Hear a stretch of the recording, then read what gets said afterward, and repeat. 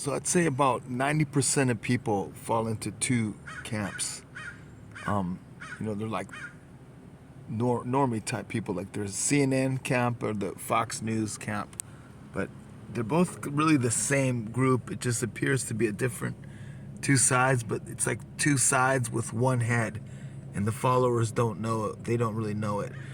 And the other 10%, it might be off by a little bit. I'm just guessing these numbers right now, off the top of my head. They kind of see things in a different way. They have their own opinion about things using common sense and reasoning.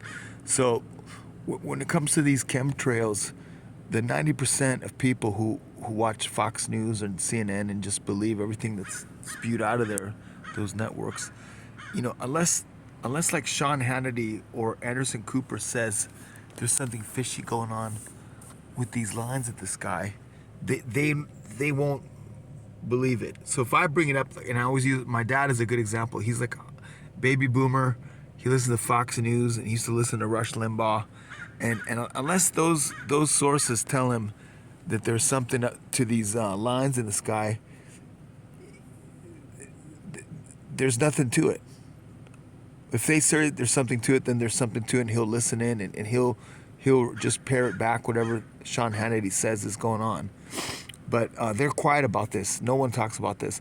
So when I bring it up to my dad, since his trusted sources don't bring any attention to it, they're not concerned about it. I mean, I'm not saying I'm concerned either. But it's something's going on. He thinks I'm just like an idiot, He'll just shake his head. No, it's just the military. He says it's a military operation, and he'll walk away. That's another thing. He won't like talk it through with me. He'll like bail out, and he'll just leave the room. He'll literally like leave the room. We can't even have a conversation about it, because if it's a military operation, I would ask him, okay, that's fine if you believe that, but what are these lines made out of? Are they smoke? Well, jets don't leave smoke behind, or cars that need an oil change leave trails of smoke. Those U.S. military jets don't have that problem.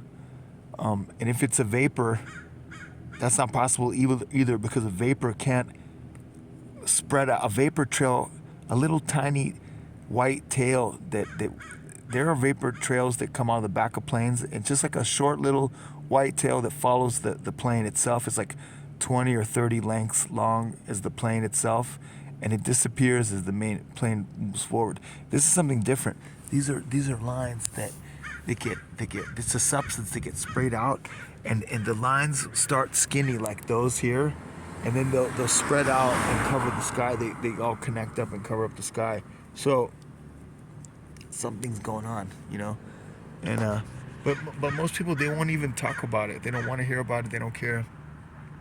Again, I don't care. I'm not worried about it. I don't worry about stuff, man. But it's just something that is mysterious, and I think it'd be interesting to talk about with people.